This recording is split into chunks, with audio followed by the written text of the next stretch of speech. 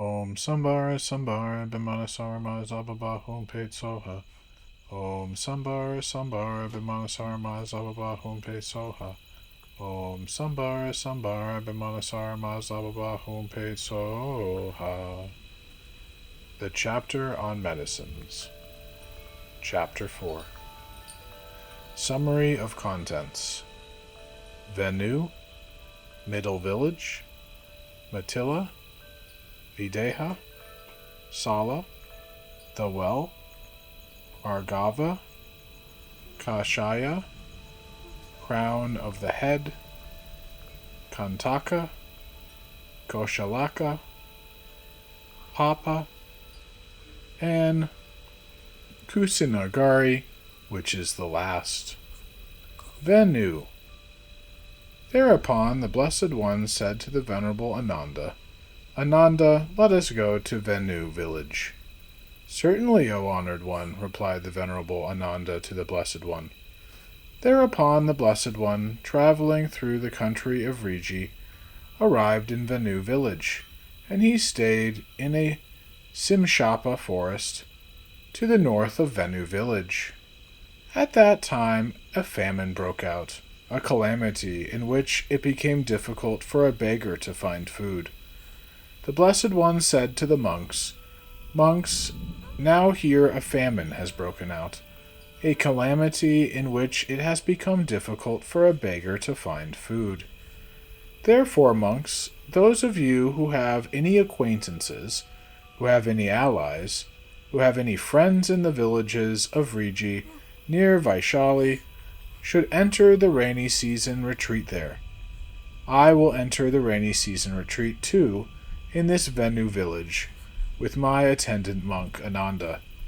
None of you should want for alms food. Certainly, O honored one, replied the monks to the Blessed One. And so those who had any acquaintances, who had any allies, who had any friends in the villages of Riji near Vaishali, entered the rainy season retreat there. The Blessed One entered the rainy season retreat too, in that Venu village, with his attendant monk Ananda. During the rainy season retreat, the Blessed One caught a grave, unbearable, severe, and potentially fatal illness. The Blessed One thought, I have caught a grave, unbearable, severe, and potentially fatal illness. However, the community of monks is now dispersed. Since it is not appropriate for me to be completely emancipated, while the community of monks is dispersed, I will now remove the pain with vigor, will not concentrate the mind on any outward appearances, and will abide, having accomplished with my body meditation that is free from outward appearances. Then the Blessed One did remove the pain with vigor, did not concentrate the mind on any outward appearances, and abided, having accomplished with his body meditation that is free from outward appearances. Thereupon the Blessed One recovered his ability to act and survive.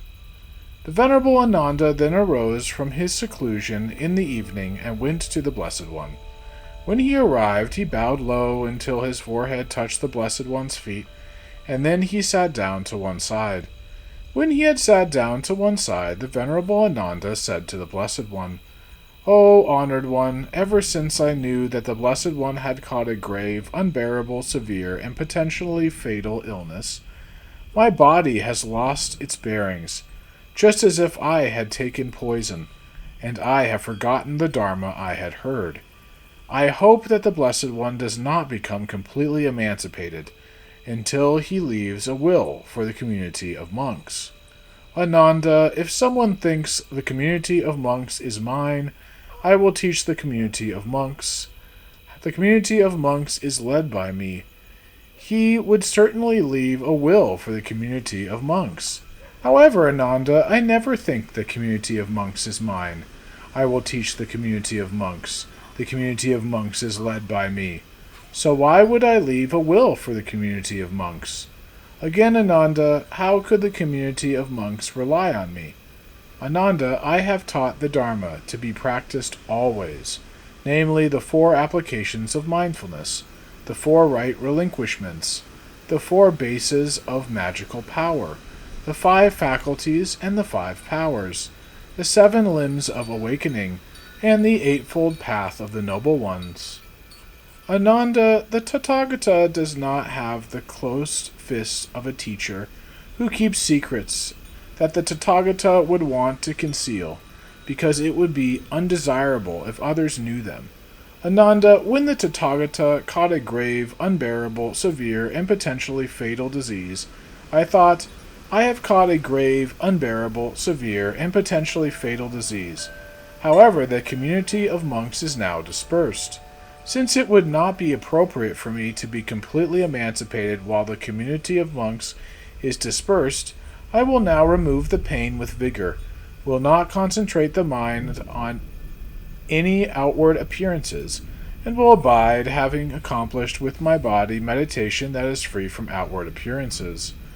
I did remove the pain with vigor, did not concentrate the mind on any outward appearances, and abided, having accomplished with my body meditation that is free from outward appearances. Then the Tathagata recovered his ability to act and survive. Now, Ananda, because the Tathagata has come to be 80 years old, my body has grown old and decrepit, and it persists by depending on its 2 things. Like an old chariot held together by depending on its 2 things, because the Tathagata has come to be 80 years old, my body has grown old and decrepit, and it persists by depending on its 2 things. Therefore, Ananda, you should not feel sorrow, be disturbed, or lament. That which has been born has arisen, has been formed, has been produced, and has been accumulated, is naturally dependently originated, and subject to dispersal. In this regard, how could you find anything imperishable? There is no such thing. Ananda, I have previously taught you that one has to part from, be divided from, be separated from, and lose everything desirable, valuable, agreeable, and pleasant. Therefore, Ananda, whether now or after I am gone, you should rely on the island that is yourself, the refuge that is yourself, the island that is the Dharma, the refuge that is the Dharma, and not on other islands or other refuges. Why? Ananda, whether now or after I am gone, those who rely on the island that is themselves, the refuge that is themselves, the island that is the Dharma, the refuge that is the Dharma, and not on other islands or other refuges, are the best of my disciples who seek to train. And so, Ananda, how should a monk rely on the island that is himself, the refuge that is himself, the island that is the Dharma, the refuge that is the Dharma, and not on other islands or other refuges? Ananda, here a monk observing the inner body abides with vigor, vigilance, and mindfulness, and has abandoned malice and despair towards the world. Because observing the inner body, the outer body, and the inner and outer body, inner perceptions, outer perceptions, and inner and outer perceptions, the inner mind, the outer mind, and the inner and outer mind, and inner phenomena, outer phenomena, and inner and outer phenomena, he abides with vigor, vigilance, and mindfulness, and has abandoned malice and despair toward the world. If so, Ananda, that monk is said to be relying on the island that is himself, the refuge that is himself, the island that is the Dharma, the refuge that is the Dharma, and not on other islands or other refuges. Middle Village. Thereupon the Blessed One said to the Venerable Ananda, Ananda, let us go to Middle Village. Certainly, O honored one, replied the Venerable Ananda to the Blessed One. Then, in a certain place, the Blessed One smiled. It naturally occurs that whenever the Buddhas, the Blessed Ones, smile, rays of blue, yellow, red, and white light emanate from their mouths. Some of the rays stream downward, and some stream upward. Those rays that stream downward go to the hells of reviving, black cord, being crushed, scream, great scream, heat, intense heat, incessant, blisters, burst blisters, atata, hahava, huhuva, water lily, lotus, and great lotus. They alight on and cool those in the hot hells, and alight on and warm those in the cold hells. Thus each of the various pains of those beings in hell ceases. When those beings think, Sirs, Have we died here and been reborn elsewhere? The Blessed Ones send an emanation to engender their faith. Seeing it, they think, Sirs, we have not died here and been reborn elsewhere. Each of our various pains ceased on account of the power of this being we have never seen before. Their minds filled with faith in the emanation, they exhaust the karma that led them to experience the hells, and are reborn among gods and humans as vessels for seeing the truths. Those rays that stream upward go to the gods attendant on the 4 kings, the 33 gods, the gods of Yama, Tushita, Nirma Narati, and Paranirmitva the gods attendant on Brahma, and the gods of Brahma Purohita, Mahabrahman, Paritaba, Apramanaba, Abhasvara, Paritashubha, Apramanashubha, Shubha Krishna, Anabraka, Punya Prasava, Brihapala, Abriha, Atapa, Sudrisha, Sudarshana, and Akanishta. They resonate with the words impermanent, subject to suffering, empty, and selfless, and proclaim these 2 verses. Take action, go forth, apply yourself to the Buddha's teachings. As an elephant destroys a house made of reeds, destroy the army of death. Those who with great care exert themselves in this Dharma and Vinaya abandon the course of rebirth and bring an end to suffering. Then the rays of light, after unfurling through the worlds of the great billion-fold universe, later return to the Blessed One. The rays disappear into the space behind the Blessed One when the Blessed One intends to explain actions of the past. They disappear into the space in front of the Blessed One when the Blessed One intends to explain the future. They disappear into the soles of his feet when the Blessed One intends to explain rebirth in the hells. They disappear into the heels when the Blessed One intends to explain rebirth as an animal. They disappear into his big toe when the Blessed One intends to explain rebirth as a hungry ghost. They disappear into his knees when the Blessed One intends to explain rebirth as a human. They disappear into his left palm when the Blessed One intends to explain rebirth as a wheel-turning king of power. They disappear into his right palm when the Blessed One intends to explain rebirth as a wheel-turning king. They disappear into his navel when the Blessed One intends to explain rebirth as a god. They disappear into his mouth when the Blessed One intends to explain the awakening of a disciple. They disappear into the circle of hair between his eyebrows when the Blessed One intends to explain the awakening of a self-awakened one. They disappear into the top of his head when the Blessed One intends to explain complete and perfect awakening.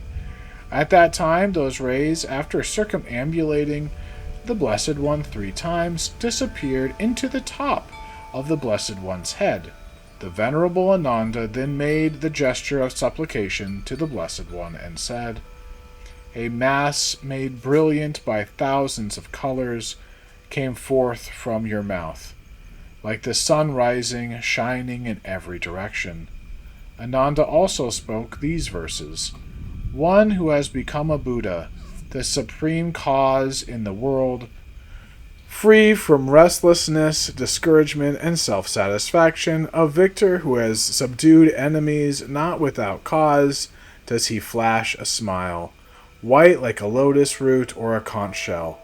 Therefore, O resolute one, please know when the time is right, O Lord of victors, Supreme Muni, and resolve the doubts of your listeners who desire to hear, with words that are reliable, sublime, and excellent. Protectors, perfectly enlightened ones, who are steady like the mountains in the middle of the ocean, do not smile accidentally. These many people desire to hear, for what reason the resolute one smiles. Ananda, that is exactly it, said the Blessed One. Ananda, Tathagatas, Arhats, perfectly awakened ones, do not smile without cause, without condition, Ananda, did you see this place? Yes, I did, honored one. Ananda, 3 perfectly awakened ones have dwelt in this place. The Venerable Ananda then quickly folded his upper robe in 4, laid it down, and said to the Blessed One, Blessed One, please sit on this prepared seat, and then this place will have been enjoyed by 4 perfectly awakened ones. The Blessed One sat on the prepared seat. After sitting for a moment, he said to the Venerable Ananda, Ananda, let us go to the city of Mithila. Certainly, O honored one, replied the Venerable Ananda to the Blessed One. Mithila. Thereupon the Blessed One, traveling through the country of Videha, arrived at Mithila. He stayed in the mango grove of Mahadeva in Mithila. Then, in a certain place, the Blessed One smiled. The Venerable Ananda saw the Blessed One smile, and having seen that, he said to the Blessed One, O honored one, Tathagatas, Arhats, perfectly awakened ones do not smile without cause, without condition. What then is the cause and condition for the honored ones, the Blessed One's smile? Ananda, that is exactly it. Ananda, Tathagatas, Arhats, perfectly awakened ones do not smile without cause, without condition. Ananda, once people's lifespans were 80,000 years long. This continent of Jambu, of people whose lifespans were 80,000 years long, was rich, prosperous, peaceful, abundant in food, and full of many people. Its villages, towns, provinces, and royal palaces were so close that a rooster could fly from one to the next. The people whose lifespans were 80,000 years long experienced these kinds of physical harm: cold, heat, hunger, thirst, desire, loss of appetite, and old age.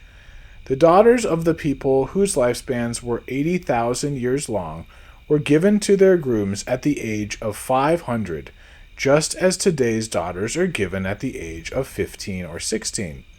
Ananda, when people's lifespans were 80,000 years long, there appeared a king named Mahadeva, a wheel-turning king, who had conquered the border regions in the 4 directions, a righteous Dharma king who had obtained the 7 treasures. His 7 treasures were as follows: the precious chakra, elephant, horse, jewel, woman, householder, and minister.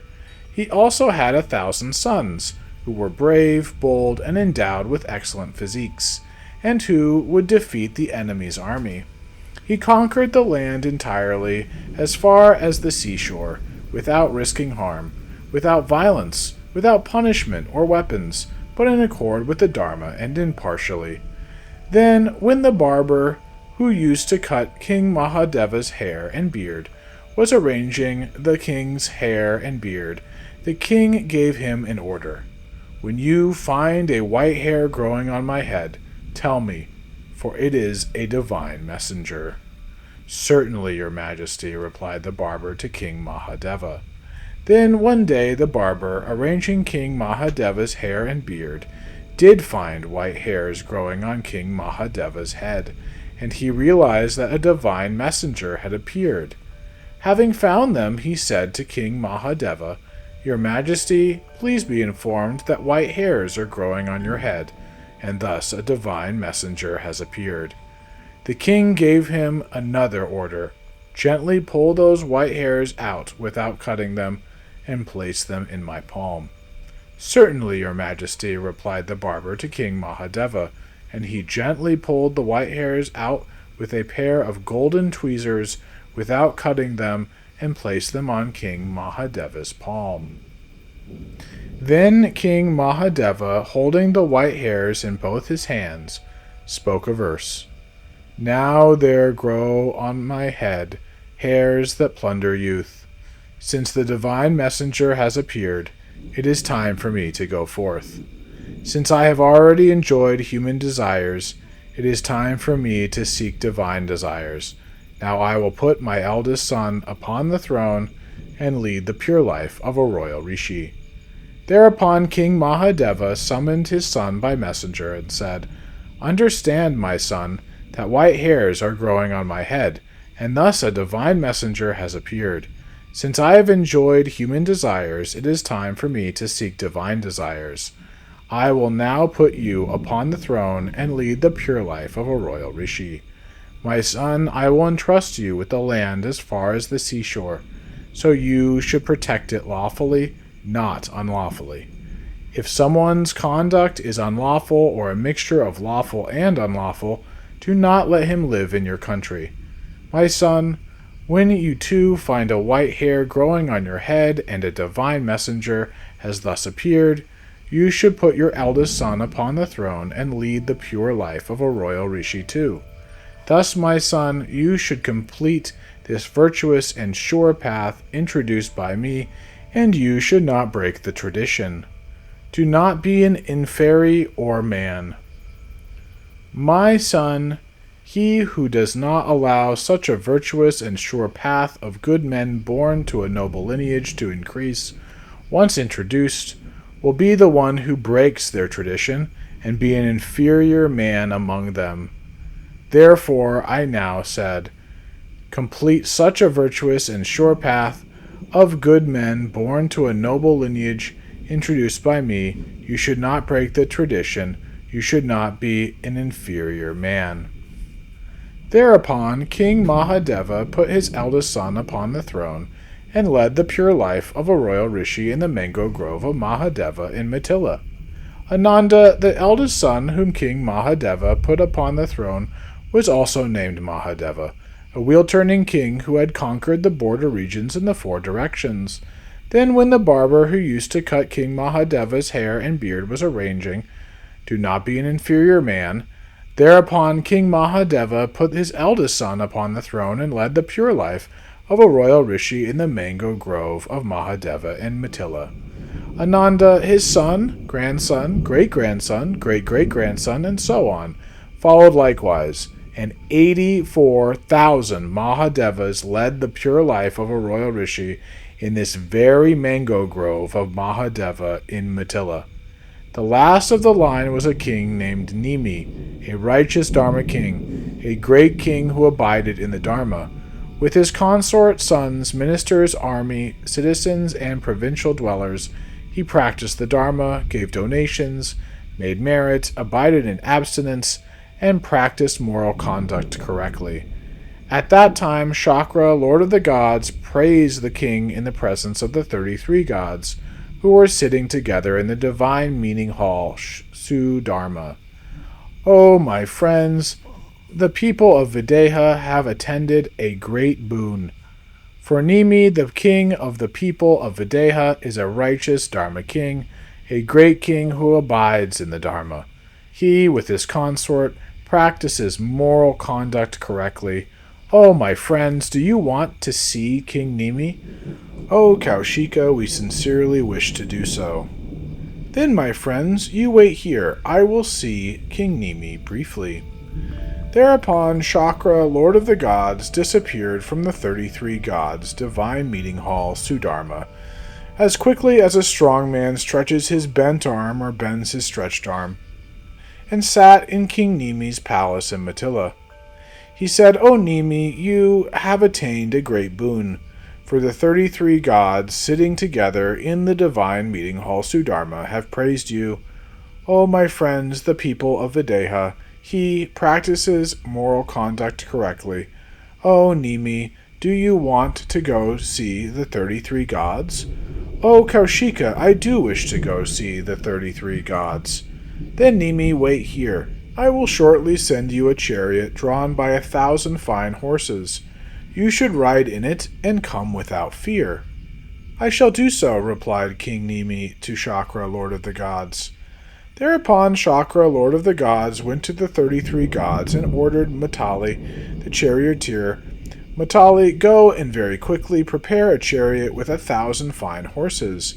Go to King Nimi and say, O Nimi, this is the chariot drawn by 1,000 fine horses, sent to you by Shakra, Lord of the Gods. Ride in it and come without fear. O Kaushika, what you said is excellent, replied the charioteer Matali to Shakra, Lord of the Gods. He very quickly prepared a chariot with 1,000 fine horses and went to King Nimi. Upon his arrival, he said, "O Nimi, this is the chariot drawn by 1,000 fine horses, sent to you by Shakra, Lord of the Gods. Ride in it and come without fear." Ananda, King Nimi, did ride the chariot drawn by 1,000 fine horses without fear. Then the charioteer Matali asked King Nimi, "O Nimi, along which side shall I drive your chariot? The side where beings of evil actions experience the maturation of evil and non-virtuous actions, or the side where beings of virtuous actions experience the maturation of virtuous actions?" In this case, Matali, drive the chariot in a way that will enable me to see both. The side where beings of evil actions experience the maturation of evil and non-virtuous actions, and the side where beings of virtuous actions experience the maturation of virtuous actions. Thereupon, the charioteer Matali drove King Nimi's chariot in a way that enabled King Nimi to see both. The side where beings of evil actions experience the maturation of evil and non-virtuous actions, and the side where beings of virtuous actions experience the maturation of virtuous actions. Ananda, King Nimi, went to the 33 gods and sat in the 33 gods' divine meeting hall Sudharma. Shakra, Lord of the Gods, offered half of his seat to King Nimi. King Nimi and Shakra, Lord of the Gods, sat on the two halves of the same seat.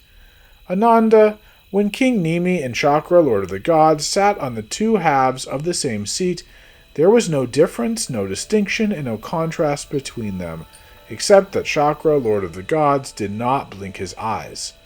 Thereupon Shakra, Lord of the Gods, said to King Nimi, "O Nimi, you should stay here.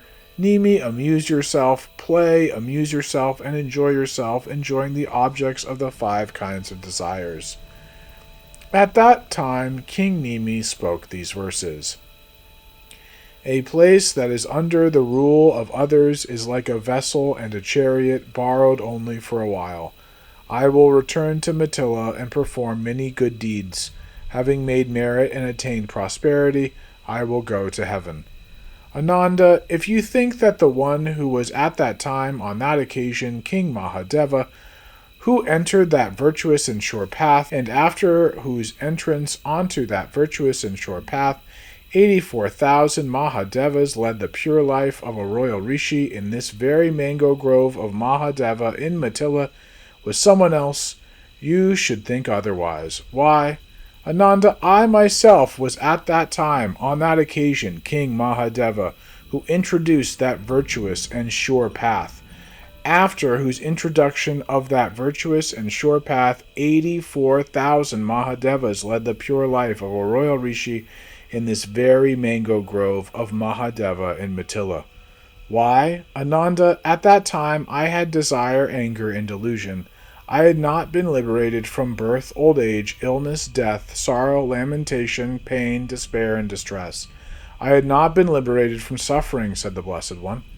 Ananda, now I, after appearing in this world as a teacher, a Tathagata, an Arhat, a perfectly awakened one, perfect in knowledge and conduct, a Sugata, a world-knowing supreme tamer of people to be tamed, a teacher of gods and humans, a Buddha, and a Blessed One, have become free from desire, anger, and delusion.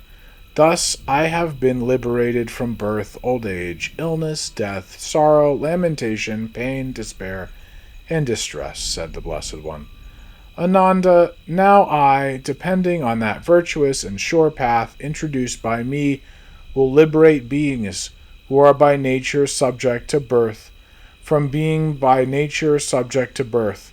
I will liberate beings who are by nature subject to old age, illness, death, sorrow, lamentation, pain, despair, and distress, from being by nature subject to distress.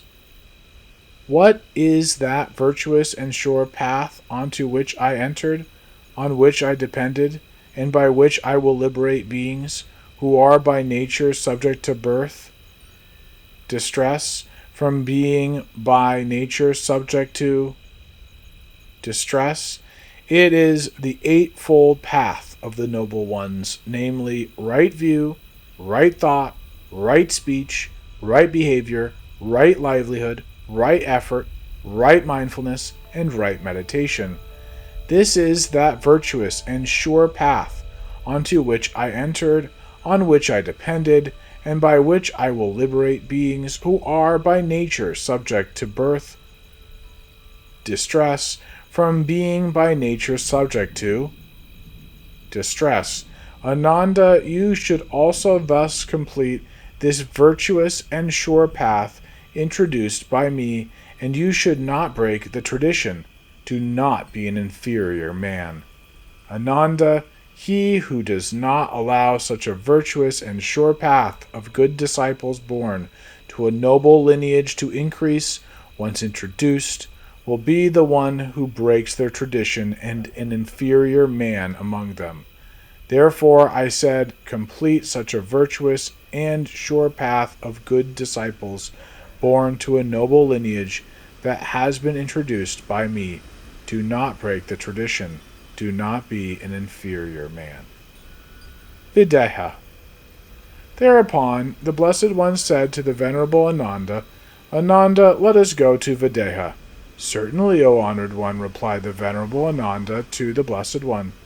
Thereupon the Blessed One, having arrived in Videha, smiled. In a certain place in Videha, the seat of 4 Buddhas. After sitting for a moment, he said to the Venerable Ananda, Ananda, let us go to Sala. Certainly, O honored one, replied the Venerable Ananda to the Blessed One. Sala. The Blessed One, traveling through the country of Riji, arrived in Sala and stayed near a village of Brahmins there. Then, early in the morning, the Blessed One dressed, took his bowl and his robe, and entered Sala for alms. Mara, the evil one, then had a thought. This Shramana Gautama stayed near a village of Brahmins in Sala. Early in the morning he dressed, took his bowl and his robe, and entered Sala for alms. Now I will exercise my magical power over the Brahmins and householders in Sala, so that after this Shramana Gautama has entered Sala for alms, carrying his washed bowl with him, he will return with his bowl as it is, without getting even a scrap of food. Thereupon Mara, the evil one, exercised his magical power over the Brahmins and householders in Sala, so that after the Blessed One entered Sala for alms, carrying his washed bowl with him, he would return with his bowl as it was, without getting even a scrap of food. Mara, the evil one, then transformed himself into a young Brahmin, followed the Blessed One, and said, O Shramana, did you not even get a scrap of food? Ah, thought the Blessed One, this one who is coming is Mara, the evil one. He is causing a disturbance. Knowing this, he spoke a verse. Through despising the Tathagata, you accumulated great demerit.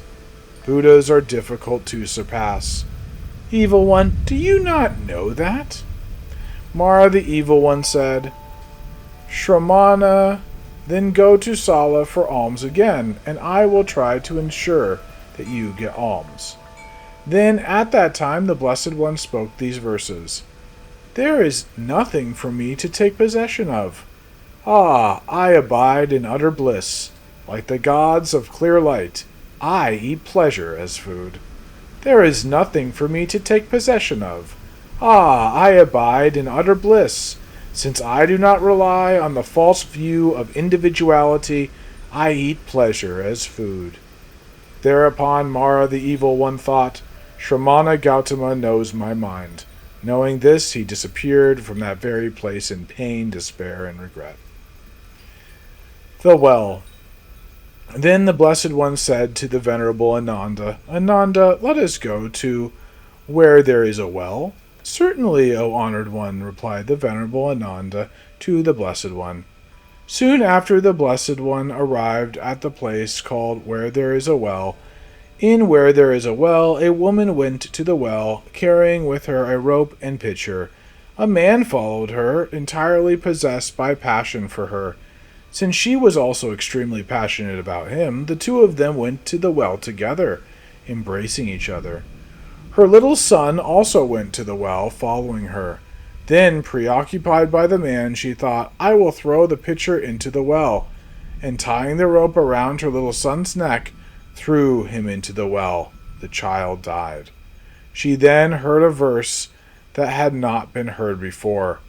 Desire, I know your root. Desire grows from thought. If I do not think of you, then you do not arise in me. The Blessed One was also walking along the same path, and he said to the Venerable Ananda, Ananda, bear this verse in mind. This verse was spoken by a perfectly awakened one of the past. Since it has come into the hands of an ordinary person, it is not bright, clear, or vivid. The Blessed One added, I see nothing that changes as quickly as this mind. The woman, out of sorrow for her son, threw herself at the feet of the Blessed One. The Blessed One knew her thinking, proclivity, disposition, and nature, and preached the Dharma that was appropriate for her. When she had heard the Dharma, the woman leveled the 20 high peaks of the mountain chain of the false view of individuality with the Vajra of knowledge and actualized the fruit of stream entry. After having seen the truth, she spoke in inspired utterance 3 times.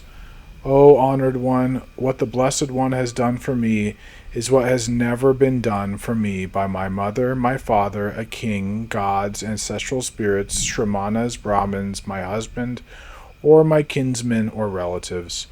Relying on a good spiritual friend, the Blessed One, I have shut the gate to inferior states of existence and opened the gate to heaven and liberation.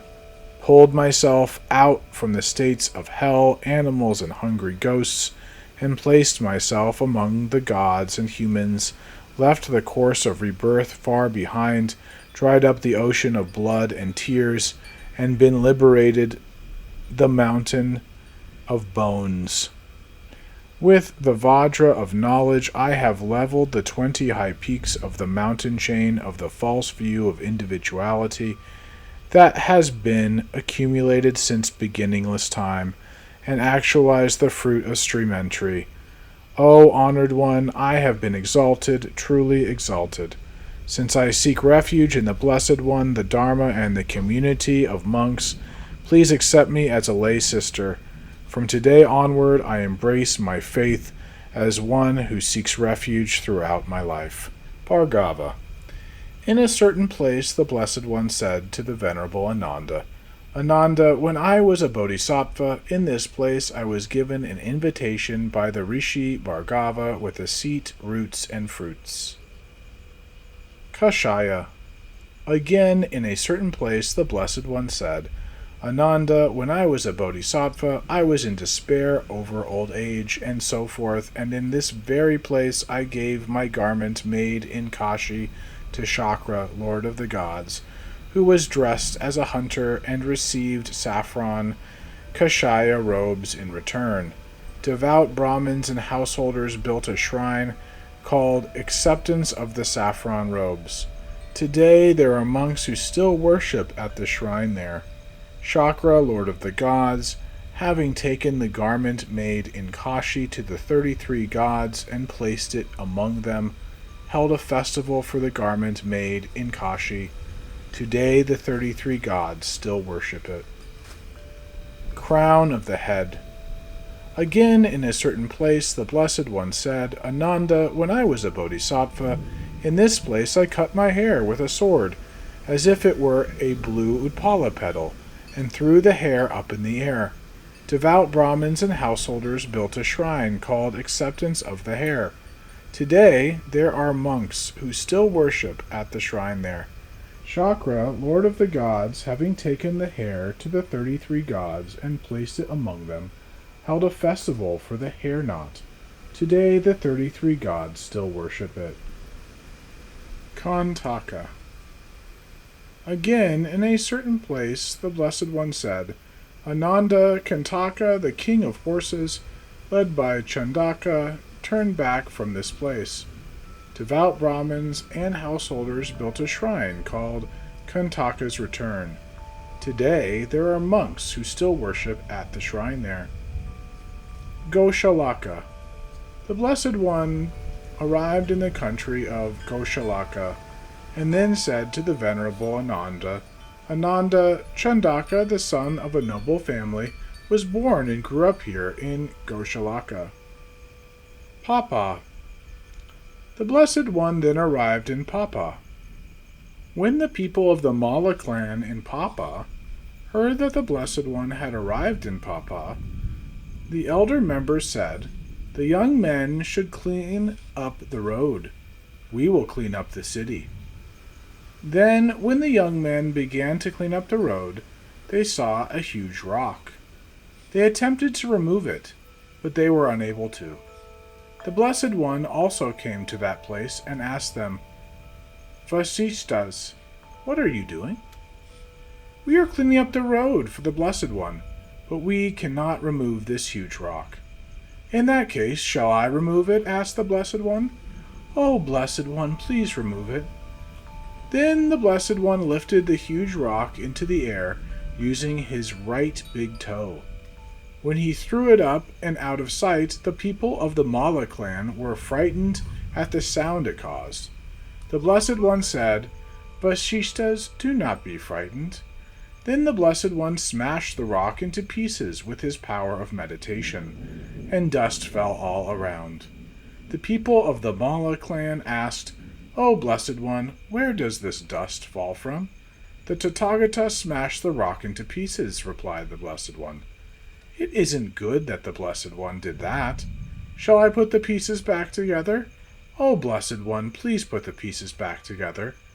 Then the Blessed One put the pieces back together with the power of dedication and set the rock in the same place as before.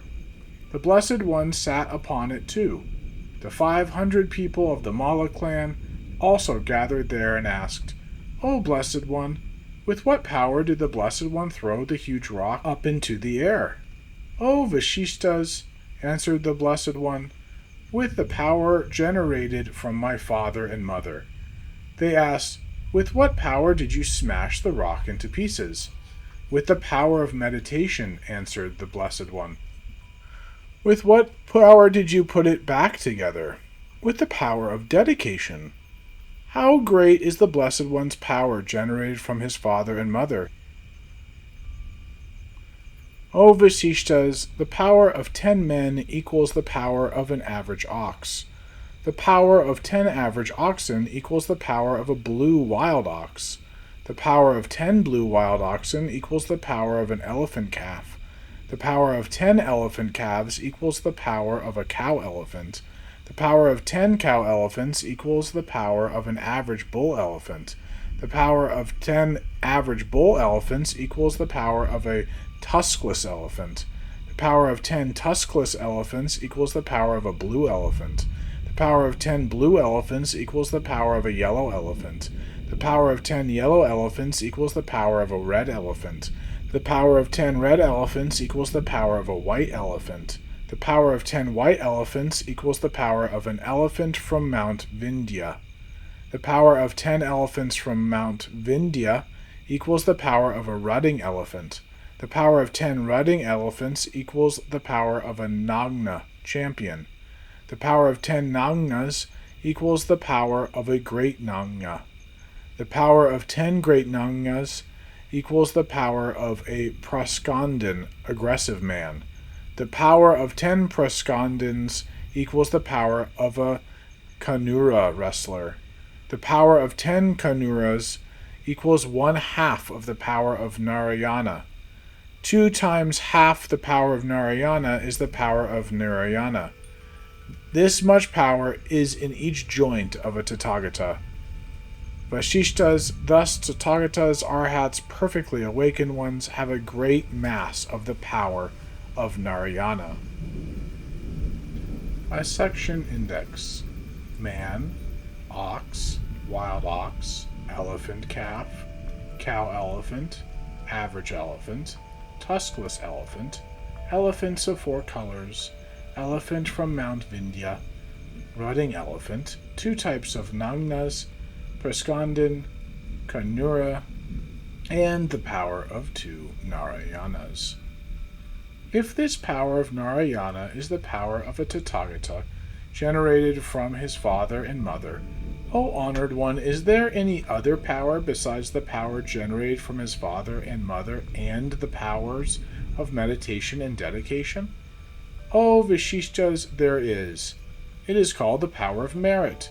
Vasishtas, because the Tathagata has the power of merit, having defeated Mara and his host of 360 million Bhutas, he attained supreme knowledge under the Bodhi tree. O honored one, is there any other power besides the power generated from his father and mother, and the powers of meditation, dedication, and merit? O Vishishtas, there is. It is called the power of knowledge. Since the Tathagata has the power of knowledge, he abandoned the mass of defilements that had been accumulated since beginningless time and drove it away. O honored one, is there any other power besides the power generated from his father and mother, and the powers of meditation, dedication, merit, and knowledge? O Vashishtas, there is. It is called magical power. Vasishtas, because the Tathagata has magical power, he destroyed the self-confidence of the 6 teachers, such as Purana, Kashyapa, who prided themselves on being perfectly awakened ones when they were actually not. O honored one, is there any other power besides the power generated from his father and mother, and the powers of meditation, dedication, merit, knowledge, and magical power? O Vasishtas, there is. It is called the power of impermanence. Vasishtas, because the Tathagata has the power of impermanence, all of his powers, the power generated from his father and mother, and the powers of meditation, dedication, merit, knowledge, and magical power, fade between a pair of solid trees. He also spoke these verses. With all the powers of knowledge and merit, and the magical and physical powers, I admit that impermanence, which surpasses my brilliance, has greater power. He whose body abides like the golden peak of the king of mountains is thus defeated and destroyed by the splendor of impermanence. Wise people should know that impermanence is truly powerful, and they should achieve that which impermanence does not overcome. O Vasishtas, see how people today are inferior to the people of long ago in terms of lifespan, figure, power, and wealth. This rock was an exercise stone of people in the first eon. Even the impression of a hand is visible on it. They were quite astonished by this and lost their conceit about their own power. The Blessed One knew their thinking, proclivities, dispositions, and natures, and preached the Dharma that was appropriate for them. When they had heard the Dharma, they leveled the 20 high peaks of the mountain chain of false view of individuality with the Vajra of knowledge, and actualized the fruit of stream entry. After having seen the truths, they spoke an inspired utterance 3 times. O honored one, what you have done for us is what has never been done for us by our mothers, our fathers, a king, gods, ancestral spirits, Shramanas or Brahmins, our wives or our kinsmen or relatives. Relying on a good spiritual friend, the Blessed One, we have pulled ourselves out from the states of hell, animals, and hungry ghosts, placed ourselves among the gods and humans, and left the course of rebirth far behind. With the Vajra of knowledge, we have leveled the 20 high peaks of the mountain chain of the false view of individuality that had been accumulated since beginningless time, and actualized the fruit of stream entry. O honored one, we have been exalted, truly exalted, since we seek refuge in the Blessed One, the Dharma, and the community of monks. Please accept us as lay brothers. From today onward, we embrace our faith as ones who seek refuge throughout our life. Kushinagari. Then the Blessed One said to the Venerable Ananda, Ananda, let us go to Kushinagari. Certainly, O honored one, replied the Venerable Ananda to the Blessed One. Thereupon the Blessed One, without going to Papa, traveled to Kushinagari, and in due course he arrived there. The Blessed One then said to the Venerable Ananda, Ananda, here in this Kushinagari, the Tathagata will soon be completely emancipated.